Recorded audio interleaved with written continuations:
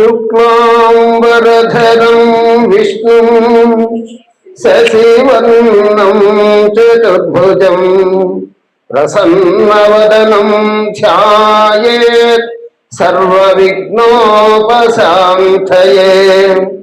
अगजानन पद्माक्षं गजाननमहर्निशम् अनेकदन्तं भक्तानां एकदन्तमुपास्महे। गुरुर्ब्रह्मा गुरुर्विष्णुः गुरुर्देवो महेश्वरः गुरुः साक्षात् परब्रह्मा तस्मै श्री गुरवे नमः। अखण्डमण्डलाकारं व्याप्तं येन चराचरं तत्पदं दर्शितं येन तस्मै श्री गुरवे नमः। मानिक्षरीणां मपलालयन्ती मदालसां मञ्जुलवाग्विलासां माहेन्द्रनीलच्युतिकोमलाङ्गीं मातङ्गकन्यां मनसा स्मरामि। चतुर्भुजे चन्द्रकलावतंसे कुचोन्नते कुङ्कुमरागशोणे पुण्ड्रेक्षुपाशाङ्कुशपुष्पबाणहस्ते नमस्ते जगदेकमातः नमस्ते जगदेकमातः। वसुदेवसुतं देवं कंसचाणूरमर्चनं देवकी परमानन्दं कृष्णं वन्दे जगद्गुरुं श्रीकृष्णं वन्दे जगद्गुरुं। कस्तूरीतिलकं ललाटफलके वक्षस्थले कौस्तुभं नासाग्रे नवमौक्थिकं करतले वेणुं करे कङ्कणं सर्वाङ्गे हरिचन्दनं च कलयं कण्ठे च मुक्तावलीं गोपस्त्री परिवेष्टितौ गोपस्त्री परिवेष्टितौ विजयते गोपालचूडामणि गोपस्त्री परिवेष्टितौ विजयते गोपालचूडामणि।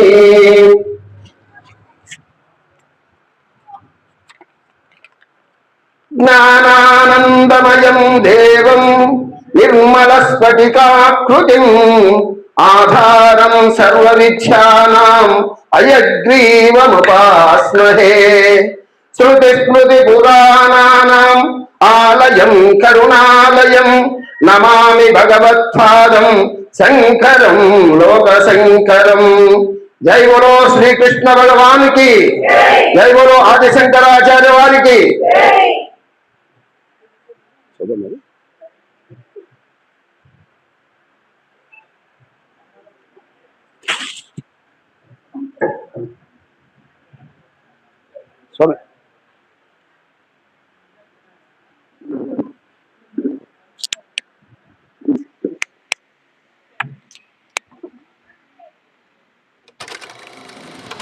श्री गुरुभ्यो नमः।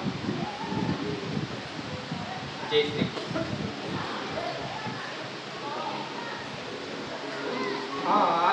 ఆదరముప్పమృక్తిడుదు అగ్రిసుతా హృదయానురాగ సంపాదికి దోషభేదికి ప్రపన్న వినోదికి విఘ్నవల్లికాచ్ఛేదికి మంజువాదికి అశేష జగజ్జననందవేదికిన్ మోదక ఖాదికిన్ సమదమూషక సాదికి సుప్రసాదికిన్ సర్వ విఘ్నాలను హరించాలని ఆ గణపతి మూర్తికి ప్రణమిల్లుతూ ఆత్మీయులైనటువంటి సనాతన ధార్మిక బంధువులందరికీ ఆదిశంకరాచార్య విరచితమైన సమస్త వేద ఉపనిషత్ సారమైనటువంటి భజగోవింద స్తోత్ర ప్రవచనానికి చివరి రోజు ముగింపు ప్రవచనానికి అందరికీ స్వాగతం పలుకుతూ గత 2 రోజులుగా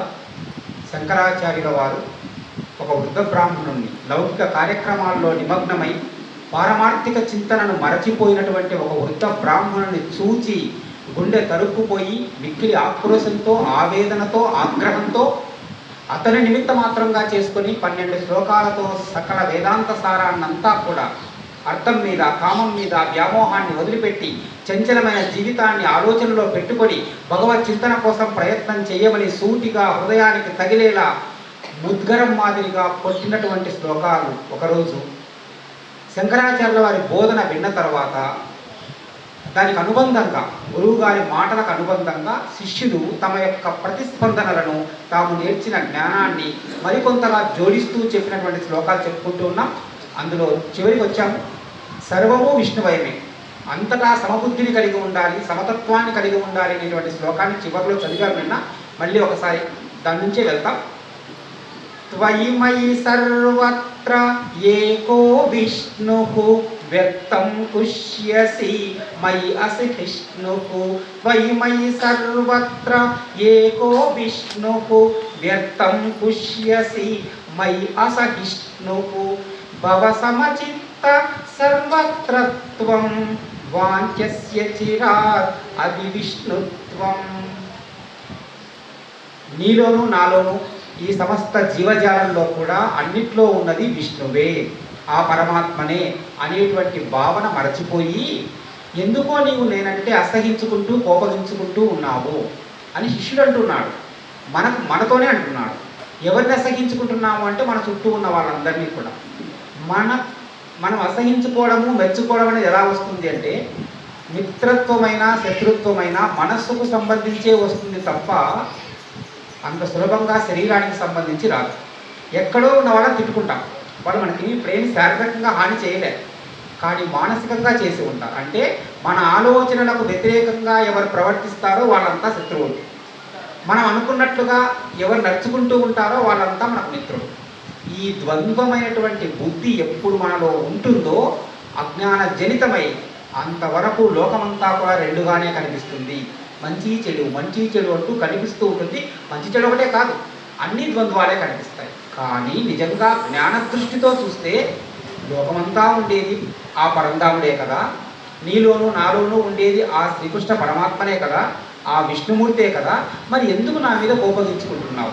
నీవు నన్ను కోపగించుకుంటున్నావు అంటే ఆ పరంధాముణ్ణే వ్యతిరేకిస్తున్నావు, ఆ పరంధాముణ్ణే పైననే ఆగ్రహిస్తున్నావు అని అర్థం కదా.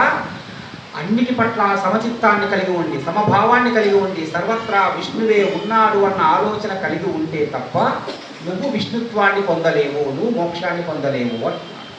ఇక్కడ మనకు ఒక గమనిక ఏంటంటే మనము శిరస్సుకు ప్రాధాన్యం ఇస్తామా పాదాలకు ప్రాధాన్యం ఇస్తామా అంటే శిరస్సుకే ప్రాధాన్యం సైన్స్ ఇస్తుంది, మన శాస్త్రం పాదాలకు ఇస్తుంది. ఈనాటి ఆధునిక విజ్ఞానం అంతా మన మేధస్సు నుంచే వచ్చింది అని చెప్పి అబ్బా తెలివితేటలు అంటున్నాం. అది తెలివితేటలు ఒక్కటే ఇవ్వదు, భేదాన్ని కూడా చూపిస్తుంది.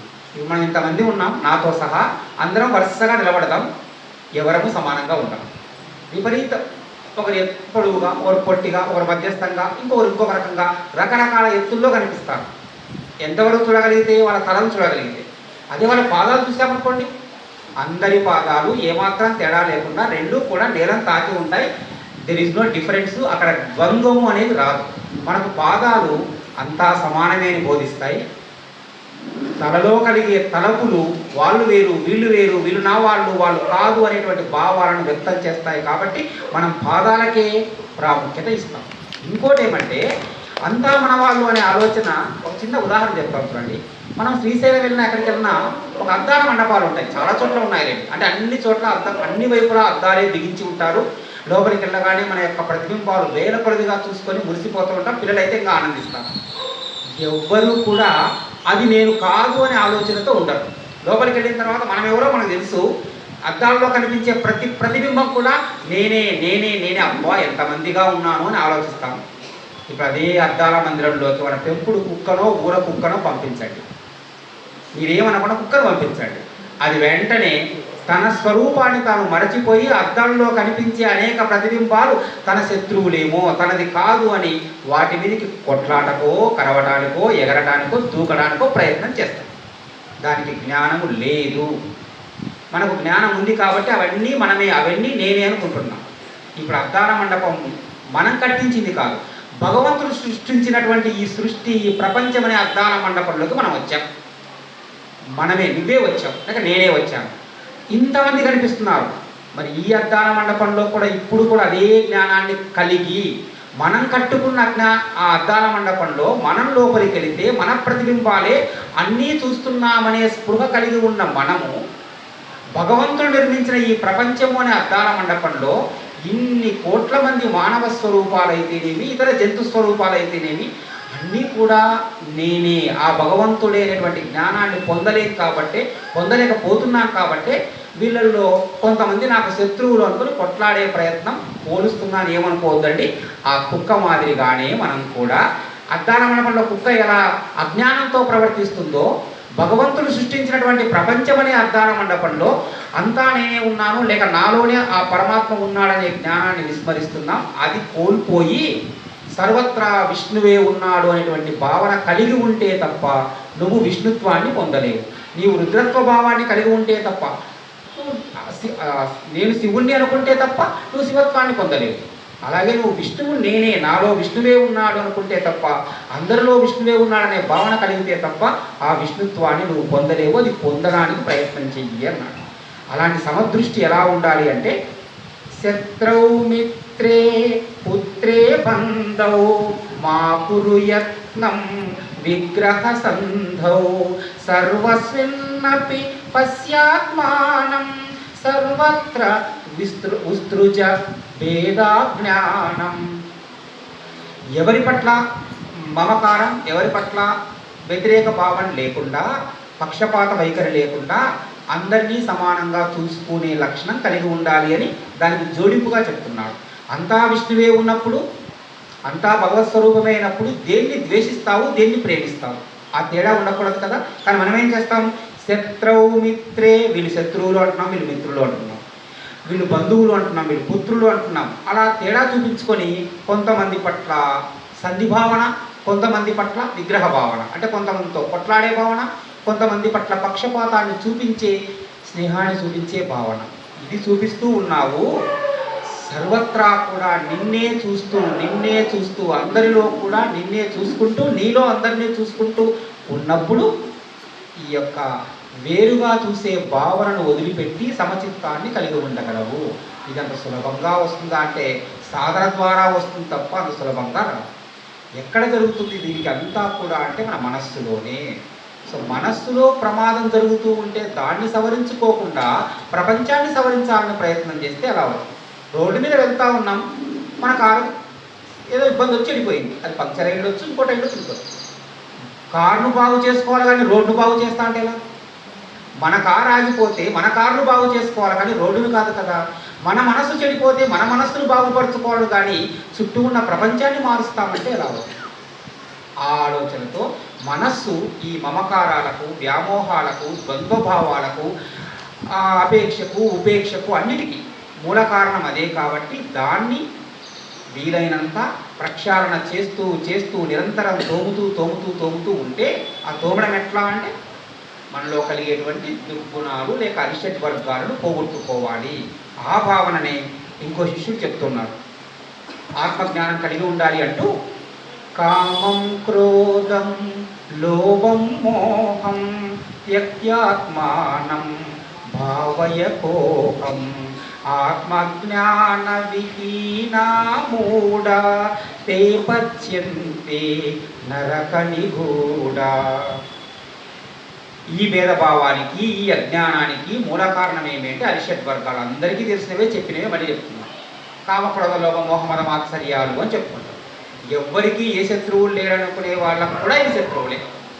మేమంతా అజాత శత్రువులము, ధర్మరాజులాగా లేక అశోక చక్రవర్తి లాగా అనుకునే వాళ్ళు కూడా ఈ 6 శత్రువులు లోపలనే ఉంటారు. మనకు ప్రహ్లాదుడు హిరణ్యకశిపుతో మాట్లాడినా, మండోదరి రావణాసురుడితో మాట్లాడినా, నేను ప్రపంచంలో అందరినీ జయించాను, నాకెవ్వరూ కూడా ఇక శత్రువులనే వారే, అందరూ శత్రువులే కానీ అందరినీ జయించాను కాబట్టి ఏం చేస్తారు, నోరు మూసుకొని ఉంటారు. నా వంతు తల ఉంచుకొని ఉన్నారు అంటే నువ్వు అందరినీ జయించావు కానీ నీ మనసులో ఉన్న శత్రువుల్ని మాత్రం జయించలేకపోయావు. ఆ 6 4 ప్రధానంగా చెప్తున్నాడు. కామం, క్రోధం, లోభం, మోహం. ఇవి వదిలిపెట్టే ఆలోచన నువ్వు చేస్తే తప్ప ఆత్మజ్ఞానాన్ని సంపాదించలేవు. అలాంటి ఆత్మజ్ఞానం పొందకుండా ఉండే ఏ మూర్ఖుడైనా కూడా, ఏ మూఢుడైనా కూడా అనేకమైనటువంటి నరకాల్లో పడి ఆ శిక్షలను అనుభవించవలసిందే. ఆత్మజ్ఞాన విహీన మూఢ. ఆత్మజ్ఞానంతో సంచరించే మూఢుడైన వాడు తే, అలాంటి మూఢుడు పచ్యంతే నరక నిగూఢ. అనేకమైన రహస్యములైన నరకాల్లో పడి వేగవలసిందే అన్నాడు. ఎట్ట నరకాల్లో పడతాము అంటే ఒక్క నరకం కాదు, గరుడ పురాణంలో చెప్తారు. మనం ఎన్ని రకాల జన్మలు ఎదుగుతున్నామో అన్ని జన్మలు నరకాలే అని చెప్తారు గరుడ పురాణం. ఏవి మనకు భూమి మీద జీవజాతులు ఉన్నాయని చెప్తారు కదా. 84 లక్షల జీవజాతుల్లో మానవ జన్మ కూడా ఒకటి అని నమ్ముతాం కదా. ఆ 84 లక్షల జన్మలు కూడా నరకాలే అంటారు. ఈ మానవ జన్మనే ఉత్తమమైనది. ఇక్కడ నువ్వు ఈ ఆత్మజ్ఞానం పొందకుండా ప్రవర్తిస్తే, భగవంతుని నిర్లక్ష్యం చేస్తే, ఆలోచనలో పెట్టుకోకపోతే, అధర్మంగా ప్రవర్తిస్తూ జీవితాన్ని ముగించేస్తే మళ్ళీ ఏదో జన్మకి వెళ్ళిపోతాం. అక్కడ ఆ శిక్ష అనుభవించవలసి వస్తుంది ఖచ్చితంగా. అది చెట్టు రూపంలో పుట్టిన, కీటక రూపంలో పుట్టిన, ఒక జంతువు రూపంలో పుట్టిన శిక్షలన్నీ కూడా అనుభవిస్తూనే ఉంటుంది. అది అనుభవించి పరివర్తన చెంది బుద్ధిగా ఉండి మళ్ళీ ఎప్పుడో మానవ జన్మకు వస్తుంది. మళ్ళీ మానవ జన్మకు వచ్చిన తర్వాత ఆ జ్ఞానం పోయి నేనే గొప్ప అంటూ అహంకార వ్యామోహాలకు మమకారాలకు లోనై మళ్ళీ వెనక్కి వెళ్ళిపోతుంది. ఇంక ఇంతకంటే పైకి ఎప్పుడు వెళ్ళాలి, మోక్షానికి ఎప్పుడు వెళ్ళాలి అంటే ఇప్పుడే ఆత్మజ్ఞానాన్ని కలిగి ప్రవర్తిస్తే వెనుక జన్మలకు వెళ్లకుండా ఉత్తమమైనటువంటి ఇంకో జన్మనో లేక మోక్షాలను పొందే ప్రయత్నం చేస్తావు. అలా మోక్షాన్ని పొందాలి అంటే కైవల్య మార్గాలు 4 చెబుతున్నాడు ఇంకో శిష్యుడు. జ్ఞేయం గీతా నామ సహస్రం జ్ఞేయం శ్రీపతి రూపమజస్రం జ్ఞేయం సజ్జన సంగే చిత్తం దేయం దీన జనాయ చ విత్తం. ఇక్కడ వేరే ఏం లేదు, సూటిగా 4 మాటలు చెప్పేశారు. ఈ 4 మార్గాలు ఉన్నాయి. ఈ 4 మార్గాలతో నీకు కావలసినటువంటి మోక్షం లభిస్తుంది. ఏమా 4 మాట?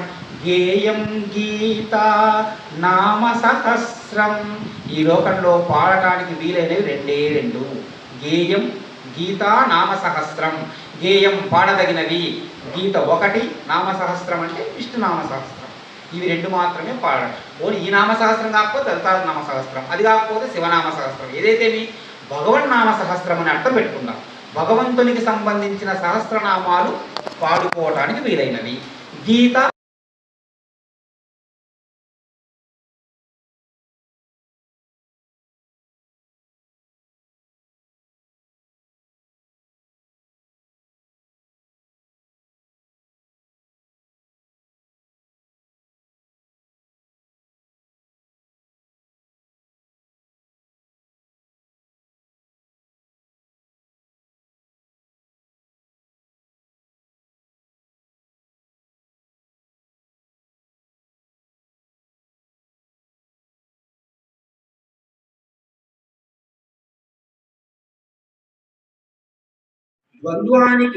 ద్వంద్వ భావనకు లోనైనటువంటి అర్జునుడికి, సందిగ్ధ స్థితిలో పడిన అర్జునుడికి కర్తవ్యాన్ని ఉపదేశించినటువంటి గీత అలాంటి స్థితిలో ఉన్న వానికే కర్తవ్యాన్ని ఉపదేశిస్తే మనకు అంత పెద్ద కష్టాలు వెళ్ళలేవు. కురుక్షేత్రంలో కూర్చొని నేను ఒక్కడినే గెలిపిస్తాను